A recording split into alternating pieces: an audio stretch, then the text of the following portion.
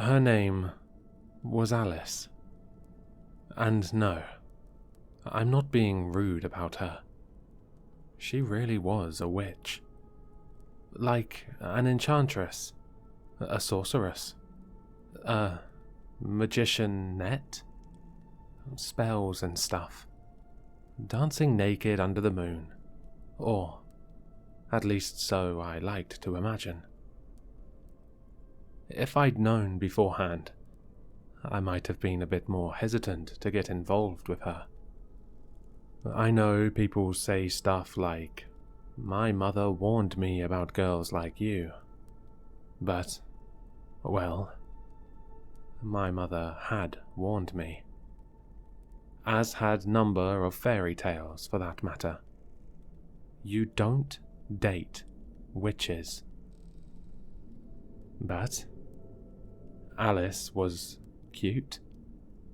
We'd talked on a dating app and quickly arranged to meet in person.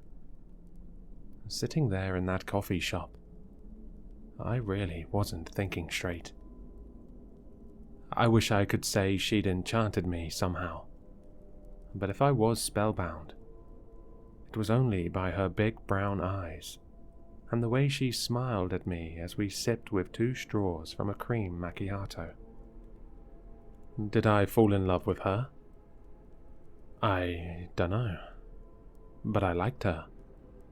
And though it had come as a shock when she casually mentioned the whole witch thing, slipping it in neatly between a discussion of our hobbies and what I did for work, I was already committed to seeing her again. What did it matter anyway? I wasn't small-minded. Witches were just people. Sort of. Sure, no one really knew where they'd come from, and they seemed to be a phenomena completely exclusive to our neck of the woods.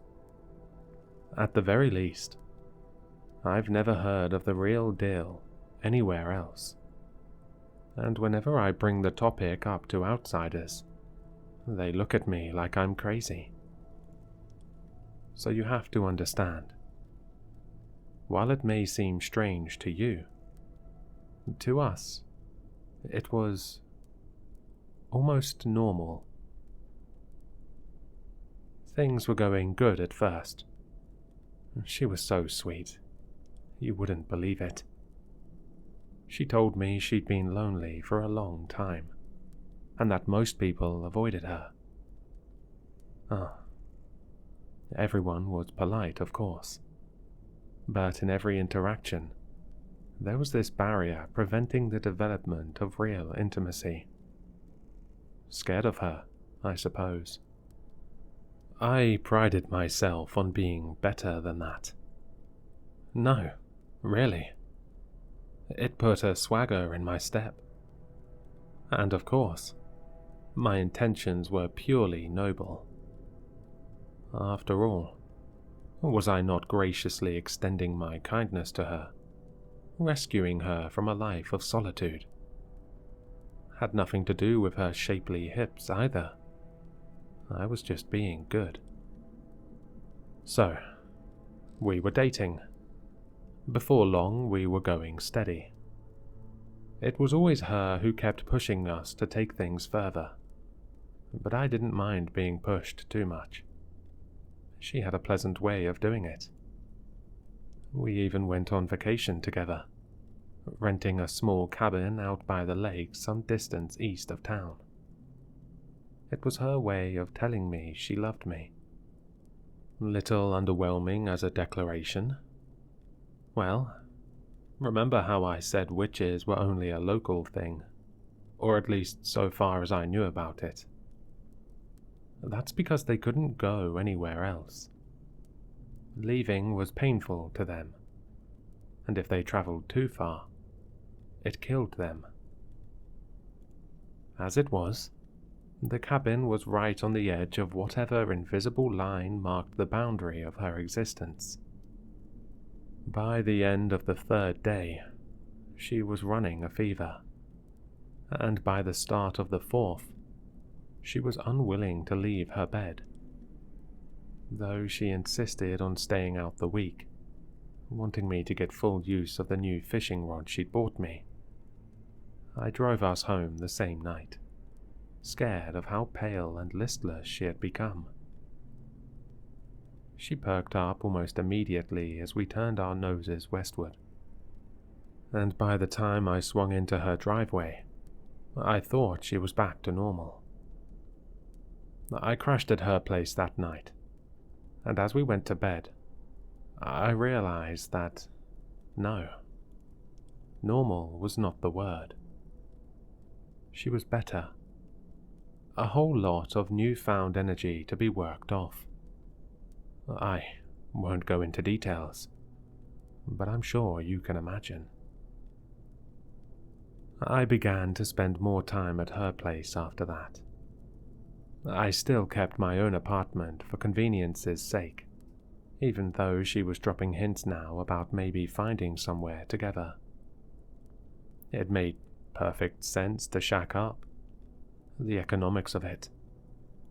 But I liked the freedom that came with separate dwellings.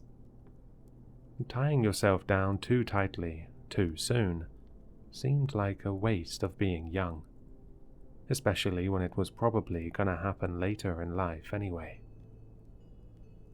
It was a Saturday morning, I recall, and I'd spent the night there as I usually did. I got up pretty early while she was still in bed, figuring I'd leave and have breakfast at a diner in town. Things had been a little tense the previous evening. Alice had been unusually quiet, sitting very silently beside me as we relaxed together on the couch. Later, when I'd reached for her in the bed, she turned away and complained of a headache. That time of the month, I supposed. I pulled my clothes on and quietly tiptoed down the stairs. In the hallway, I stopped. I stared.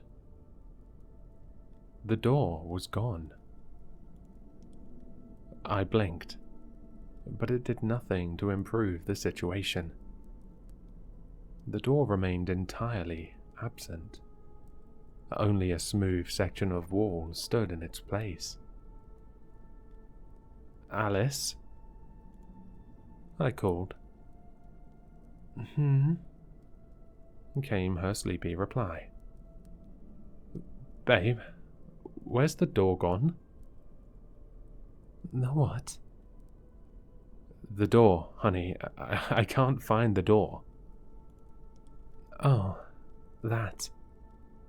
She was coming out of the bedroom now, tying on a flannel robe. "I took it away." She went into the kitchen, leaving me standing there nonplussed. After a while, I followed her like a lost puppy. "But, I need the door." "Do you?" she said, pouring orange juice into a glass. "Yeah. Alice, I gotta go." She exhaled mildly, but with obvious displeasure. Carefully, she occupied herself with the task of making breakfast, so not to have to look at me. I saw her shake her head slightly, and smile a very tight smile while working. She was also clearly only preparing one portion. "Alice," I said, reaching out to grab her arm. "This isn't—" "Don't touch me like that!" She snapped. My hand jerked away from her. I had no control over it whatsoever. It simply moved on its own accord. Wincing, I rubbed at it with my other hand, as it throbbed with a lingering sensation of pins and needles. What the hell? She wasn't supposed to use her magic on me. Well, not like this, anyhow. There were rules, weren't there? Alice seemed perfectly calm again, and was busying herself with setting the table. One plate, one glass, one set of knives and forks. "Why don't you sit down?" she said. "I'm not hungry," I muttered, my hand still stung. "That's all right," she said, and began buttering a piece of toast. "It's not for you." Not knowing what else to do, and starting to feel a little frightened, I sat down and watched as she neatly and quietly had her breakfast. Neither of us spoke until, having finished her last forkful of scrambled eggs, she delicately wiped her mouth with a napkin. "Well?" she finally said. "And what were you thinking of doing today?" "Nothing. I was just going home." "Look, Alice, I don't know what this is, but stop it, okay? You can't keep me here." "I suppose you'll be leaving then." I looked back over my shoulder. The door was still gone. "Alice." "So," she continued, ignoring me, "you were going home? Straight home? You were not, for instance, stopping by Becky Greenfield's house on the way?" She said this in a conversational tone, like she was asking me whether I thought it would rain. But her eyes were hard as flint, and I felt a sudden sick lurch in my stomach. "I don't," I said, then had to clear my throat. "What do you mean?" Her expression darkened further as she got up from the table and began walking away. "What do I mean?" she said. "I don't know. Why don't you think really hard about it while you clean the dishes?" I tried to follow her out of the room. "Look, as I was saying, I can explain." But as I tried to pass through the doorway, I banged nose first into what felt like a brick wall. I rebounded. It was all I could do to keep from falling on my arse. Through the door, I could see Alice seating herself on the couch. She glanced at me and mouthed the word, "clean," then turned on the TV. I thought it was strange how the picture moved as normal, but there was no sound. At first I figured she had muted it for some reason. But then I realized whatever barrier had blocked my passage must also keep any noise from passing through. That put an end to my plan of loudly calling her several types of bitch, which was probably for the best. With no other option, I reluctantly began scrubbing the dishes clean. The situation was undeniably dire, but in a way, this enforced servitude was actually working to my advantage. I desperately needed some time to think and get my story straight. "Okay, I see you raising your brow there. Full disclosure. I had maybe, not been exactly as faithful to Alice as I ideally should have. There'd been one or two minor indiscretions along the way, one of which was called Becky Greenfield. I hastened to add that she meant nothing to me. It was a drunken fling, over and done with the third time it happened, I certainly had no intention of ever seeing her again. Now, this was true, but maybe still a little more information than what Alice had strictly needed to know.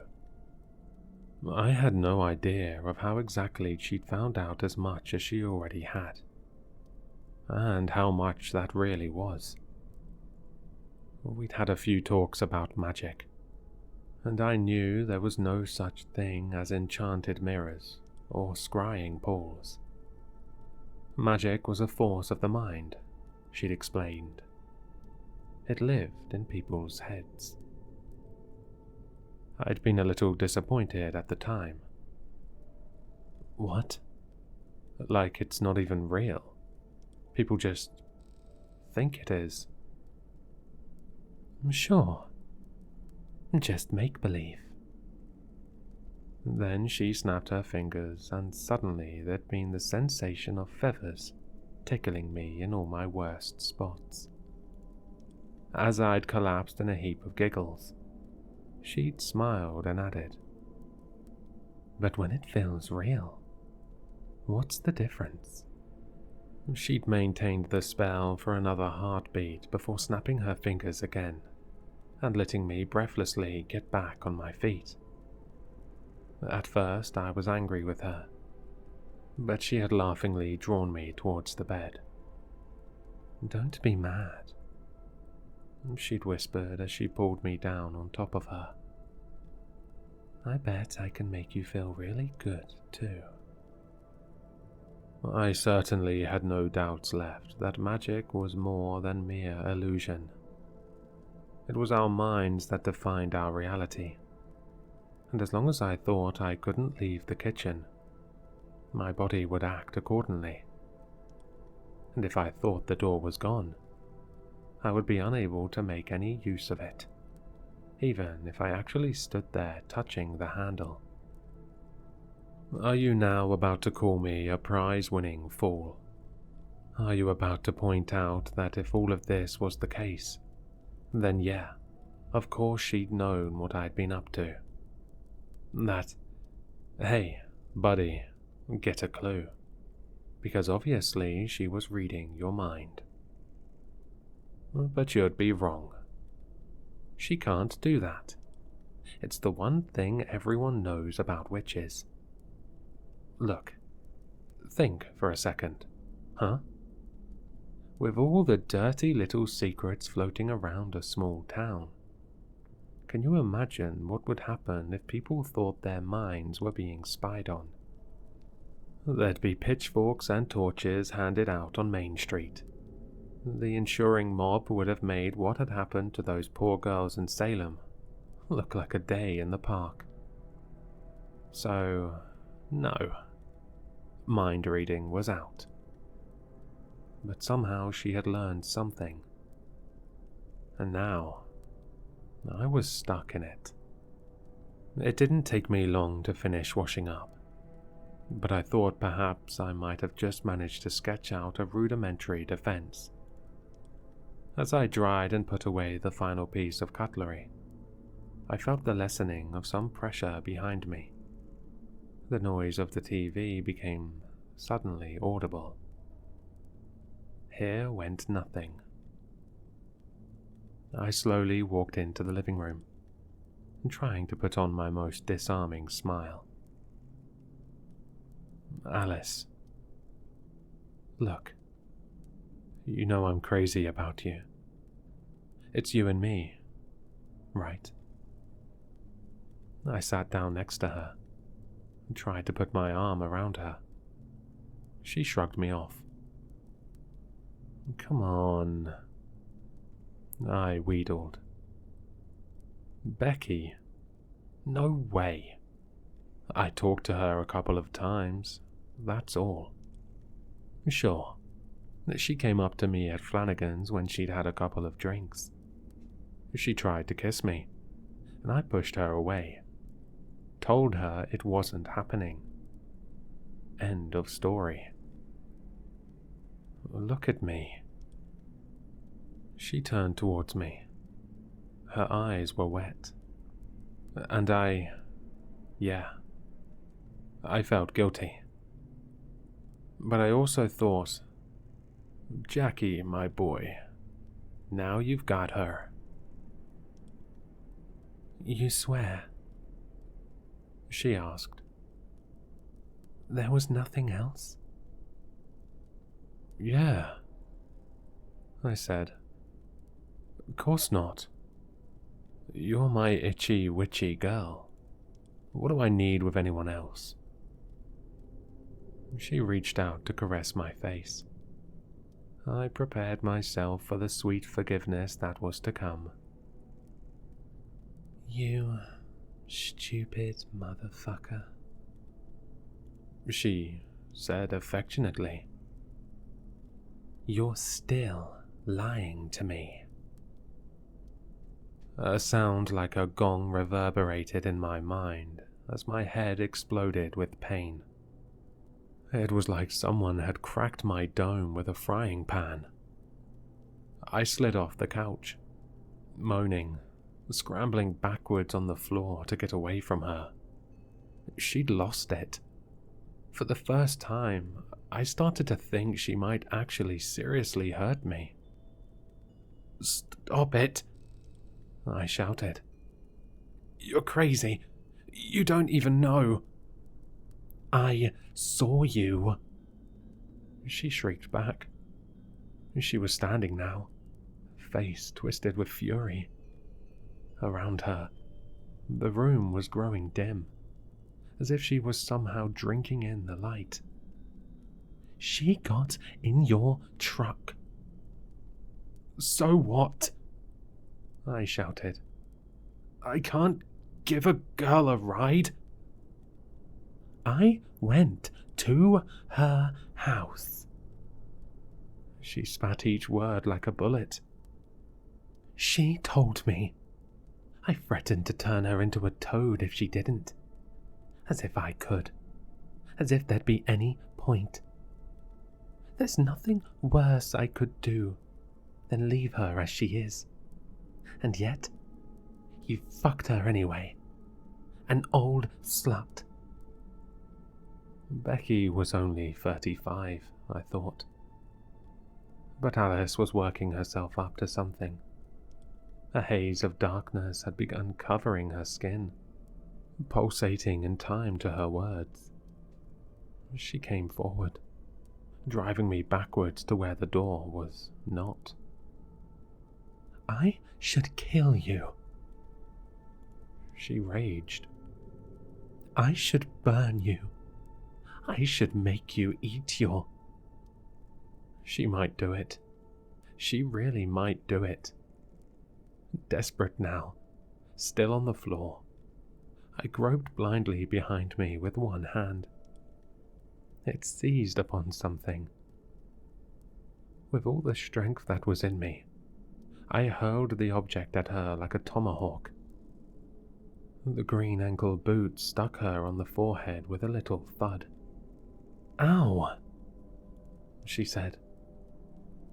She sat down on the couch. The shadows dissipated. Her and the room both went back to normal. For a moment we looked at each other in silence. Then she burst into tears. I loved you, she sobbed.